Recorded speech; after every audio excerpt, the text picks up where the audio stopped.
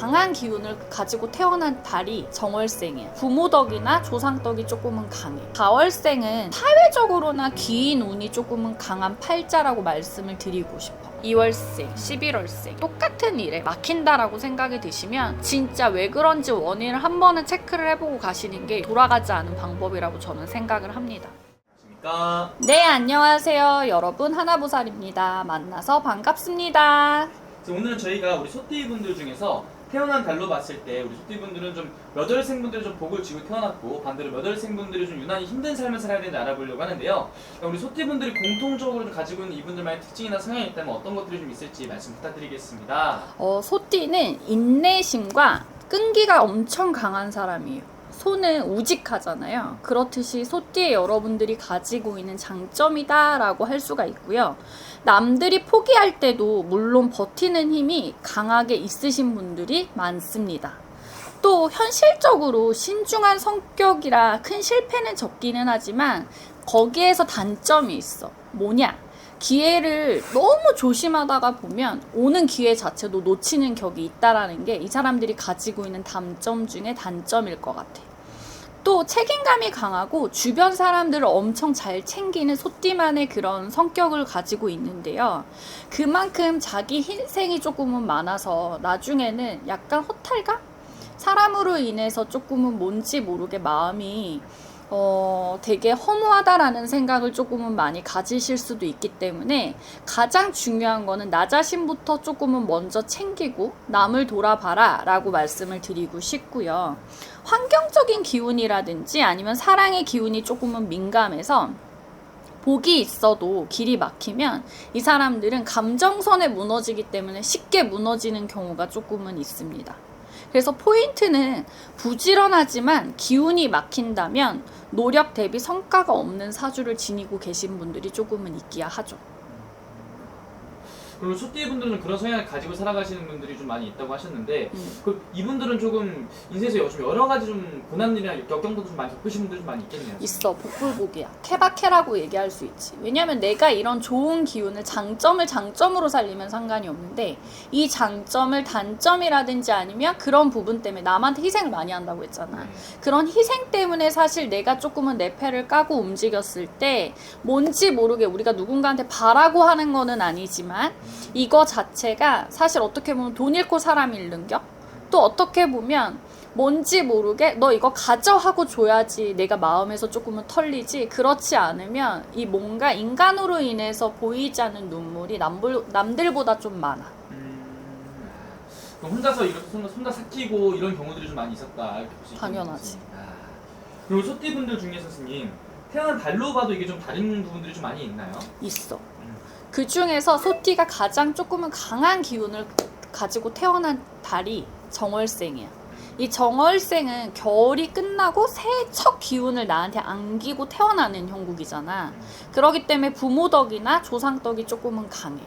이게 사람마다 운빨이 먹히는 경우가 있거든요. 인간의 덕이 많은 사람이나 아니면 하늘의 덕, 그러니까 말하자면 천운, 안 그러면 지신의 운이 조금은 강한 사람이 있는데 이건 사람마다 다 달라요. 그렇지만 이 정월달의 소는 부모라든지 아니면 조상의 기운을 조금은 가지고 머금고 타고 태어난 소이기도 해요. 근데 이 소는 성실함과 복이 함께 있어서 약간 평생 꾸준히 조금은 상승하는 팔자야. 이렇게 쭉 올라가는 게 아니고 단계 올라갈 수 있는 사람 중에 하나이기는 한데, 하지만 여기에서 조금 걸려 들어가는 부분이 있어. 이게 뭐냐? 지나친 겸손이라든지 아니면 이 조심성 때문에 내가 눈앞의 기회를 놓치는 경우가 많아. 아까도 얘기를 했다시피 뭔가 사람은 운이 들어오는 건 그 한순간이고 한때이잖아. 근데 이 시점을 내가 너무 생각을 하고 조심스럽게 조바심 있게 가는 것도 중요하지만 어느 시점에서는 이 결정의 판단력이 좀 흐려지는 경우가 있거든.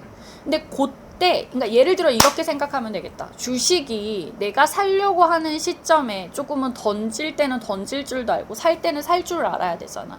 근데 남들은 그때 타이밍에 갖다가 밀어 넣는데 이걸 밀어 넣었을 때 이거 올라가네 하는 시점에 이거를 쟀다가 나중에 넣잖아? 그럼 이때는 빠지는 시점이야. 그래서 너무 재지 말고 어느 타이밍에서는 좀 결단력을 좀 깊게 밀고 나가셔라고 말씀을 드리고 싶어.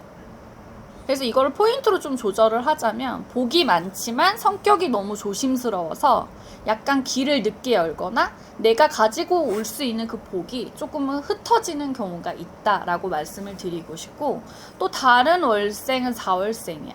이 4월생은 봄의 기운이 되게 강하게 들어온 거거든. 그래서 사회적으로나 귀인 운이 조금은 강한 팔자라고 말씀을 드리고 싶어. 이거는 배우자의 운이라든지 아니면 금전운이 조금은 좋고, 또 안 그러면 큰 사람을 만나서 길이 열리는 인덕을 조금은 가지고 있는 경우가 많아. 근데 주변 사람을 챙기느라고 본인 복이 조금은 새어나갈 수가 있기 때문에 아까 얘기한 것처럼 내가 나 자신을 먼저 조금은 강직하고 우직하게 채워놓고 넘을 생각해도 해라 라고 말씀을 드리고 싶어. 왜냐면 복이 많지만 사람 문제로 인해서 복을 흘러내고 그 흘러내기 때문에 밑빠진 독에 물 붓기를 하는 것처럼 꺾여버리기가 쉬운 월생 중에 하나이거든. 이분들 같은 경우는 좀 어떤 식으로 나아가는 게 좀 도움이 좀 되나요? 이런 사람들 같은 경우에 사실 동업은 안 돼. 그리고 또 뭔가가 사람한테 금전을 빌려줄 때에도 믿는 도끼 발등 찍히는 격이 조금은 클 수가 있고, 동업을 할 때에도 구두적인 계약서가 아닌 정말로 원 계약서에 뭔가가 몇 대 몇이다 이런 식의 뭔가의 공증이라든지 이런 것들이 되게 필요하기도 해. 그리고 또한 이런 사람들 같은 경우에는 뭔가 사람으로 인해서 감정선이 조금은 흔들리면서 깨지는 경우가 많기 때문에 사람을 조심해라 라고 말씀을 드리고 싶어. 또 한 가지의 월생은 7월생이야. 이 7월생은 여름의 끝자락이기도 하고 소가 가장 일이 많기도 하고 움직여지는 그런 시점이기도 한데, 어떻게 보면 가을이잖아요, 우리가 양력으로 따지면. 근데 그 시점에는 사실 뭔가가 되게 많이 추수도 하고 움직이는 시점이거든. 이 말년의 복이 강한 팔자야. 젊어서는 고생하지만 40대 이후 재물과 귀인복이 조금은 크게 들어올 수가 있는 실정이거든.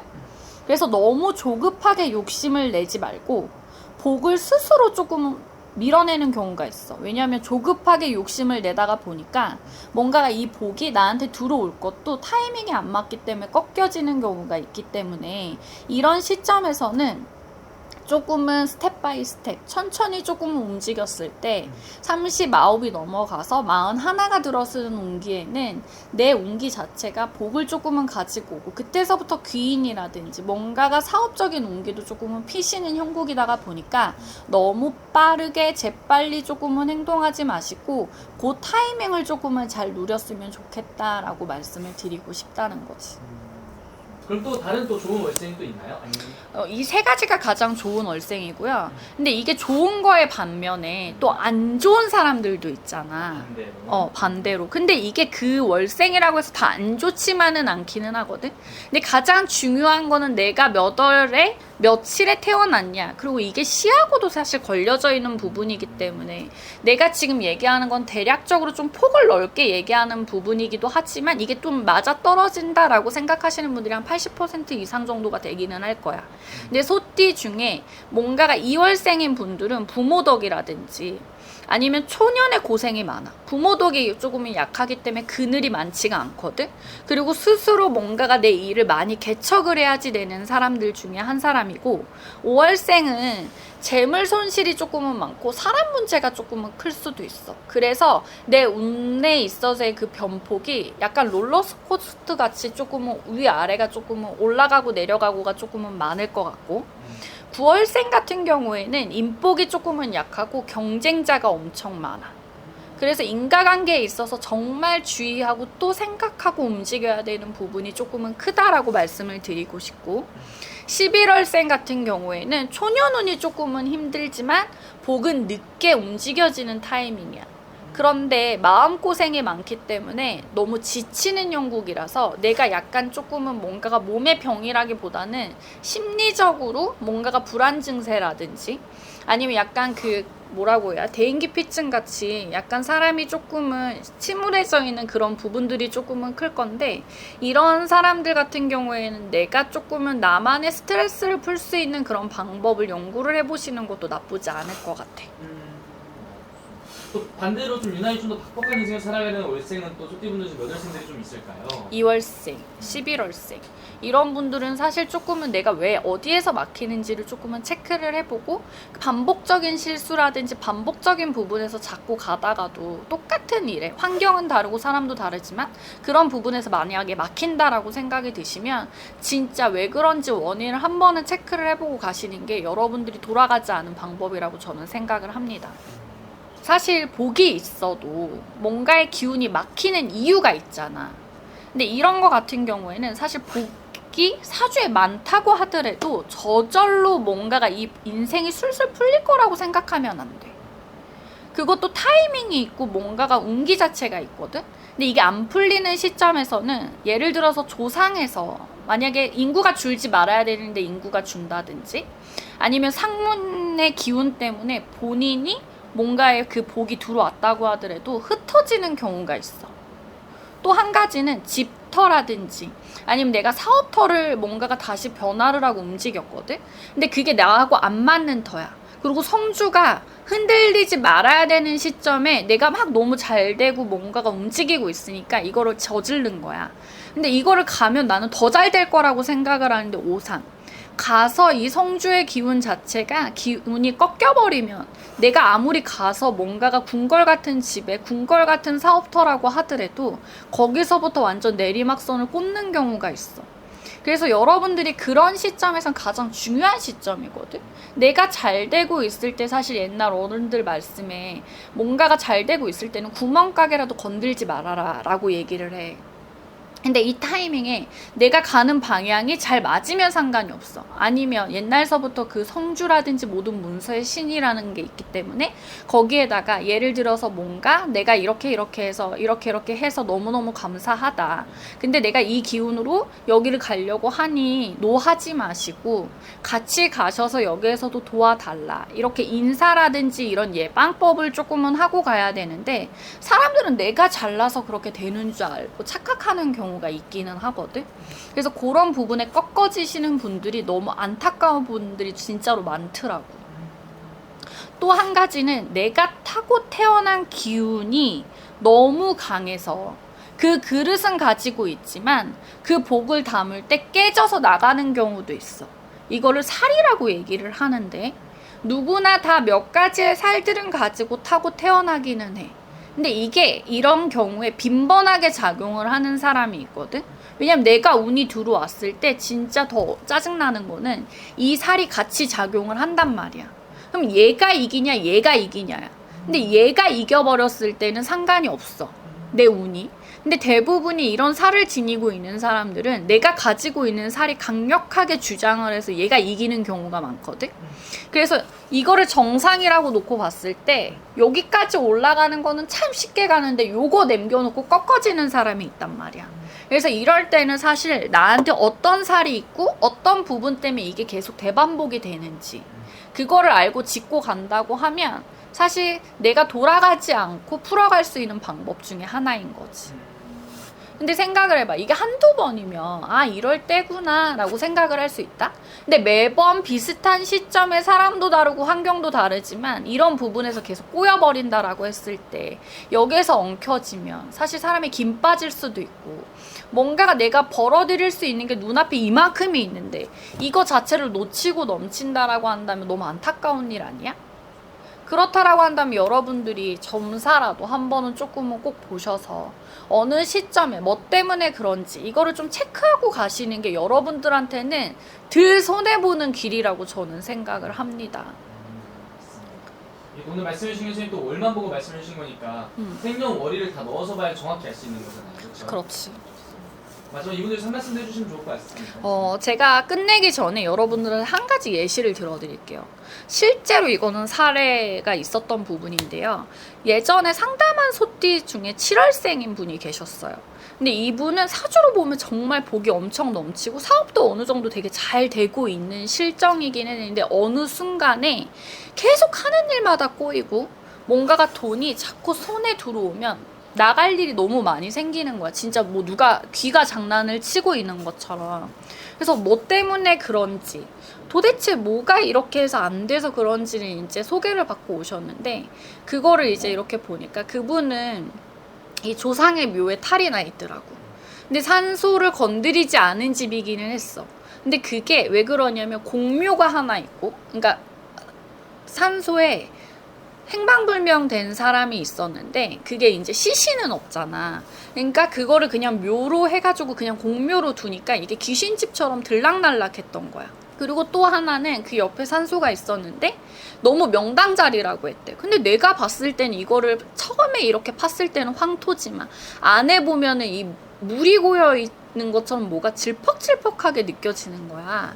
그래서 이제 그거를 파 제끼자 해서 나하고 실갱이라다 결국은 그 포크레인으로 파서 보니까 안에 물이 고여가지고 돌아가신 지가 오래됐는데도 전혀 이게 그 썩지가 않고 깔끔하지가 않게 완전히 다 이렇게 돼 있는 거야. 근데 진짜 신기한 거는 그 분이 돌아가시고 나서부터 자손들이 하나같이 좀이 먹고 아픈 자손도 있고 뭔가 금전이 자꾸 메말라가고 사업이 잘 됐다가도 꺾여버리는 실정이 놓여서 왜 그런지 몰랐던 원인을 그때 해결을 해서 찾아놓고 나니까 그렇게 해서 그걸 예방을 해주고 그 산소를 다시 이장을 하고 움직여 놓고 나니까 한 1년 정도 지나기 전서부터 그 전에도 일이 풀리기는 했지만 내가 어쨌든 나갈 게 너무 많고 일이 너무 꼬여 있다가 보니까 그게 조금은 정리가 되면서 1년이 지난 후에서부터는 진짜로 승승장구하게 움직였던 케이스가 있는데, 그러니까 이게 사실 한 코에 걸리면 어디서부터 걸리는 건지를 모르잖아. 그래서 여러분들도 그런 부분들을 조금은 체크하고 가보시는 게 나쁘지 않을 거라고 저는 생각을 하고요. 소띠인데 여러분들이 정말 열심히 살고 계신 거는 알겠어요. 그렇지만 열심히 살아도 만약 예를 들어 내가 자꾸 인생이 꼬인다. 안 그러면 뭔가 막히는 불길한 느낌이 든다. 그런 분들은 그 복이 이미 있으니까 길만 열면 된다고 저는 생각을 합니다. 그래서 여러분들의 인생의 길을 찾아드릴 테니까 정말 궁금하시다고 하면 저 하나보살을 찾아주시기를 바라겠습니다. 알겠습니다. 좋은 말씀 감사합니다. 감사합니다.